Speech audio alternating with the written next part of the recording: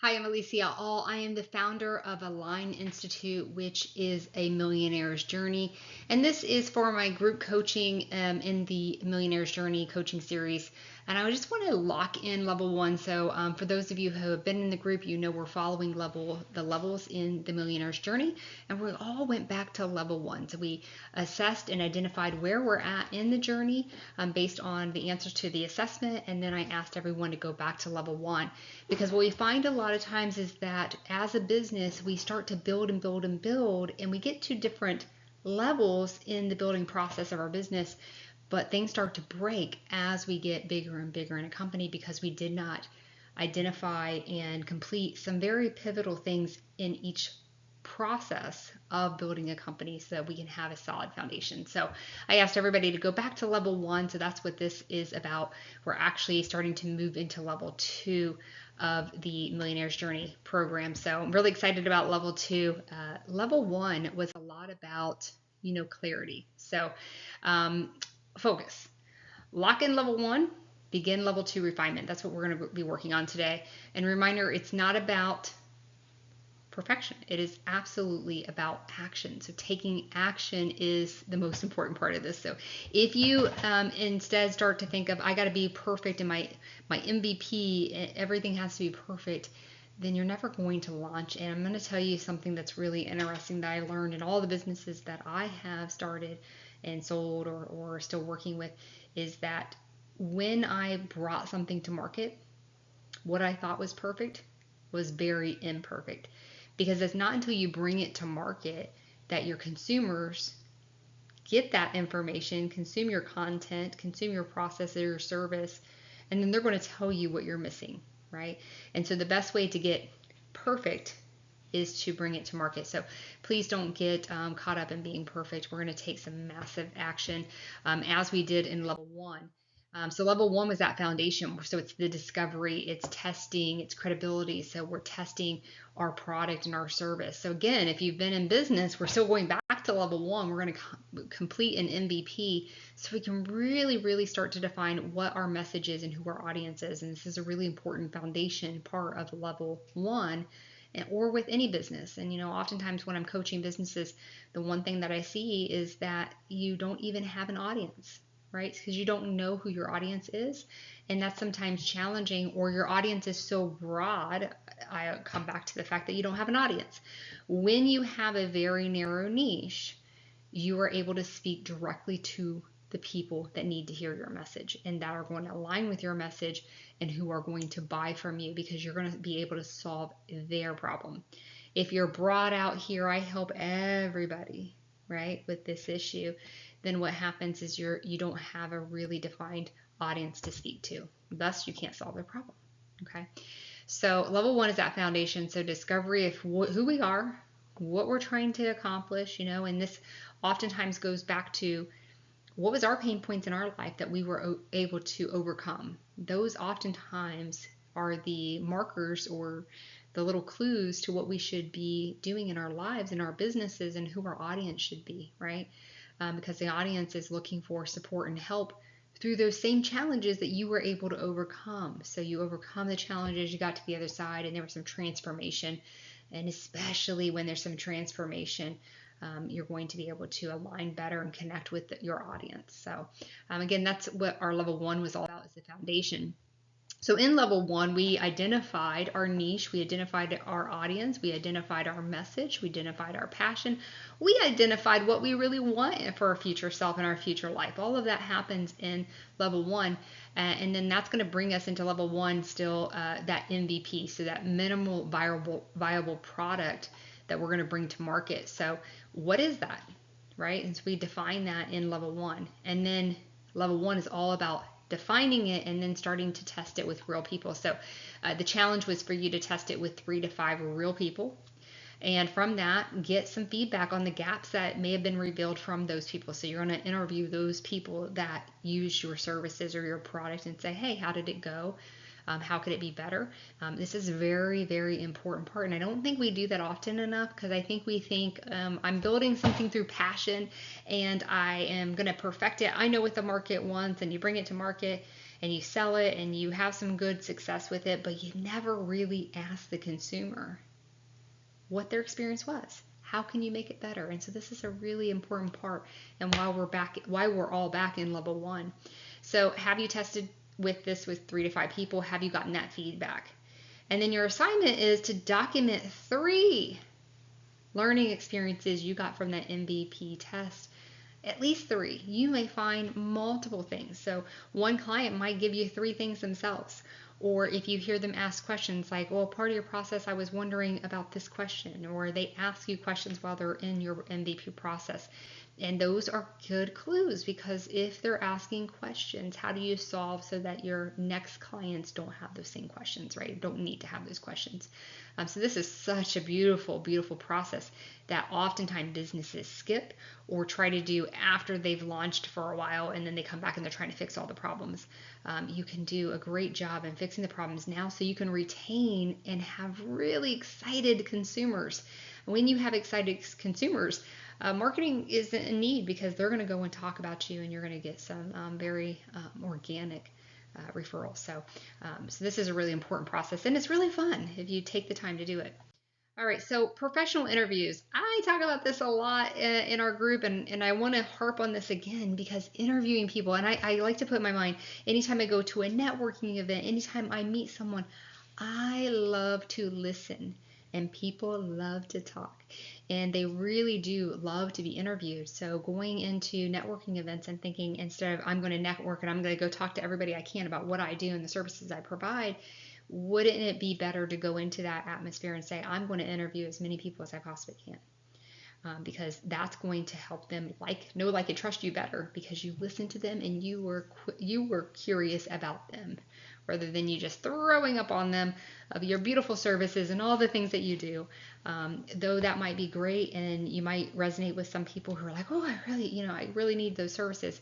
In most respects, you turn people off because they don't want to be sold to, right? Even in a networking event, as funny as that is, So when I talk about professional interviews, if you're a credit repair organization, you might be talking to loan officers, real estate agents, other credit repair organizations that have had success, or that you see are doing some things that you really like. These are great places to interview. In any industry that you have an audience to interview, right? You have potential clients. You have professionals. So right here, we're talking about professionals. So if you're not sure, when you narrow down that niche, you're going to find opportunities. So if I narrow down my niche and I'm working with single moms, maybe I'm going to single moms clubs, right? Community events that host for single moms, different things like that I can go and find professionals in those areas that I can interview. And so reveal what's valuable and what's missing. An assignment. Book at least one professional interview this week. If you have not done so already, at least one. But remember, this is something I want you to encourage you to make this a part of your life.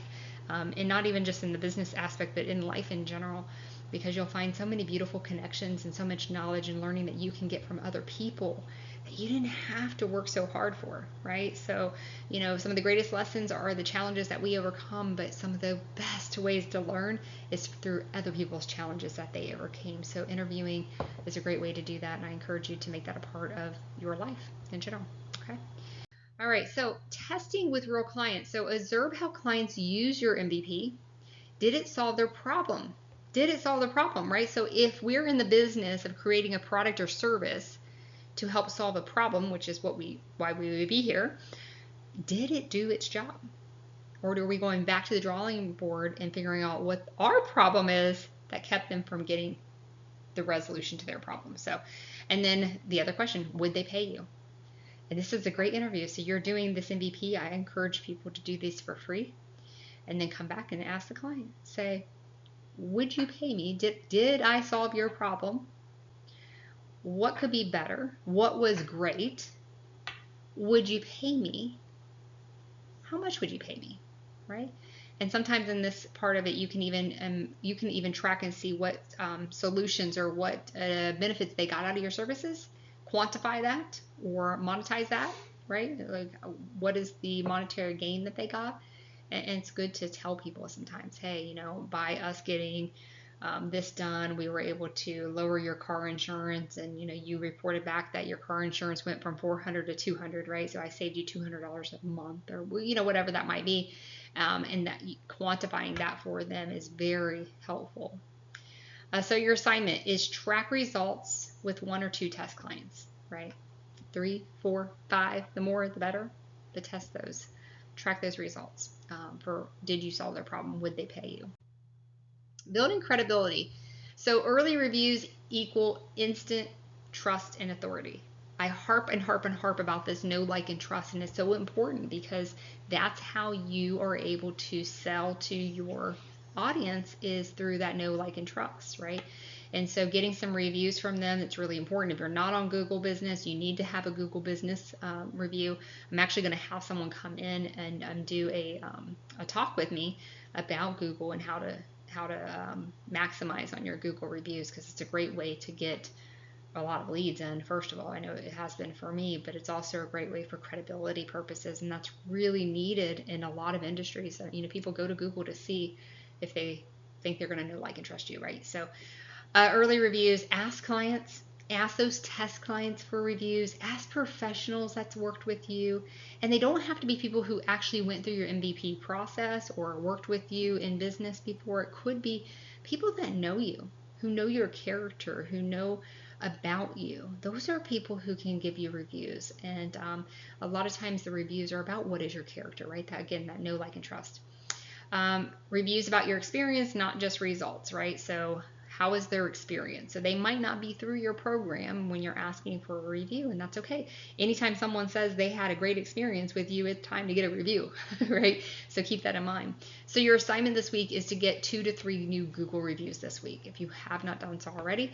If you have, keep it up. Maybe your goal is every week you get 2 to 3 new Google reviews. I think that's very, very doable. All right. Your 3-sentence story. So framework for social and social media marketing. Who are you? What's your niche? What problem do you solve? How do you solve it? That's your MVP. So your assignment is to write and post your story once this week, okay, on the social media platform. So, and when I say your 3-sentence story, doesn't have to be a long drawn out story. It could be, but the key things that you want to have in the story is who you help, what problems do you solve, and how do you solve them. And it's really great if you can get from personal experience, right? I help so and so because this is what happened to me, and this is how I overcame that and got to the other side. This is the transformation I saw, and so I've created this process where I can help you the same way, right? And so coming up with that story, people really resonate if you have a personal story, especially one of transformation. So I encourage you to work on that. Okay. Now we're going to talk about moving into level 2. So some of you are ready to move into level 2. Some of you are still in level 1. That is fine. Please stay in level 1 as long as you need to. It's okay. But don't look for perfection in that. Okay.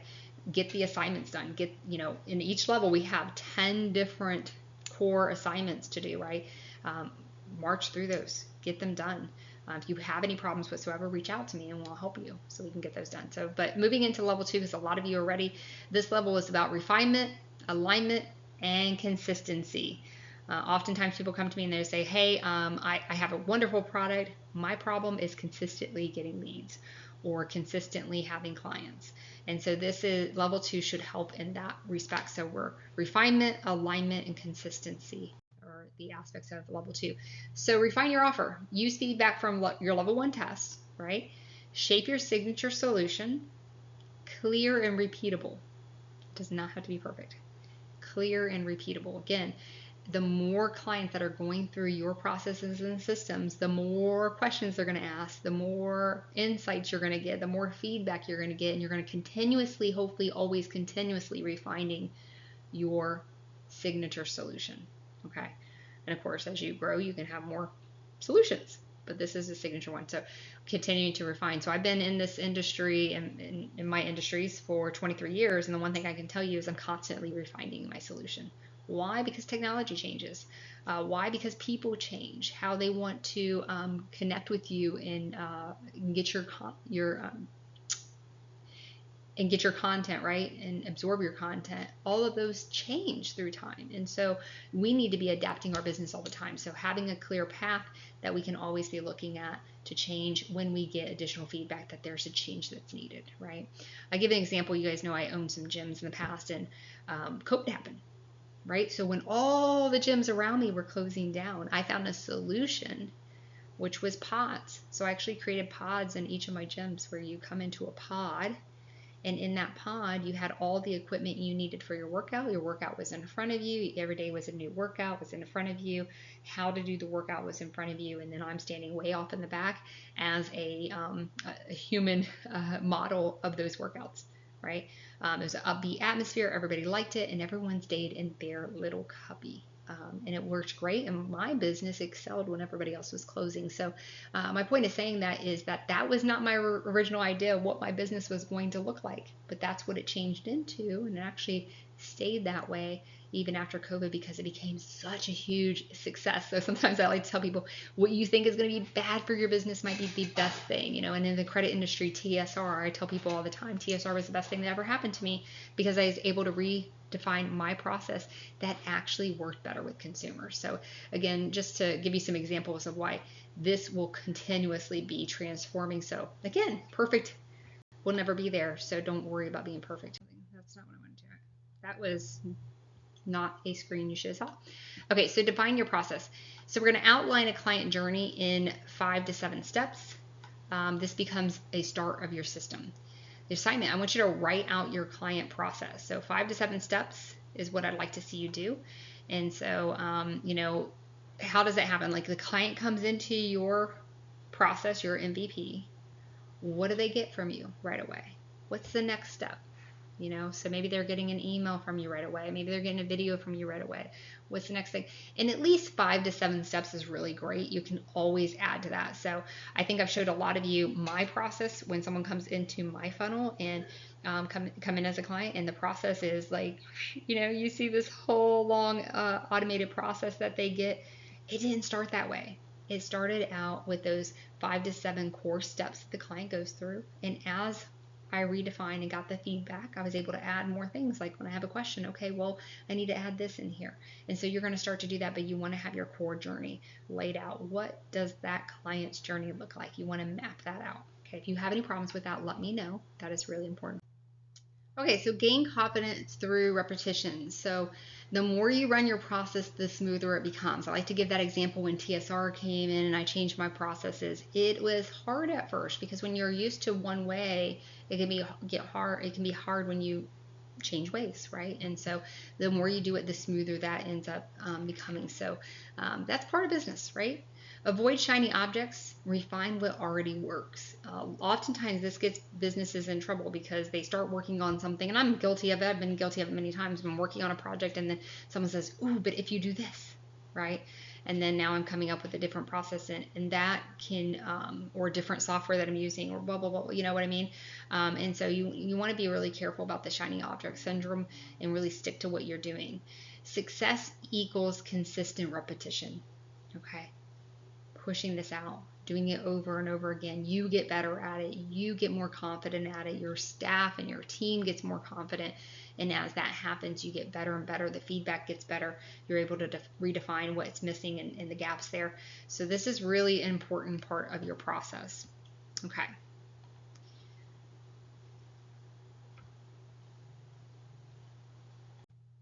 All right, this week's action steps. So we're going to document 3 MVP learnings. Book 1 professional interview, track with the results of 1 or 2 of your test clients, get 2 to 3 Google reviews, and write a post about your 3-sentence story. And lastly, you're going to outline your 5 to 7 step client process. What's that customer journey look like? All right, final motivation for you. Action, not perfection. Clarity plus credibility equals level 1. Okay, when we get there, clarity and credibility, we can redefine and repetition for our level 2. Keep building momentum. That's how you win your millionaire's journey. I'm so glad that you're here with me, and I look forward to our journey together. And I'm excited that we're all kind of moving, gotten through level 1 and moving into level 2. Thank you all for being here. This is the millionaire's journey. Stick with me, follow me to see what millionaires actually do and how to build a business from $0 to $1 million.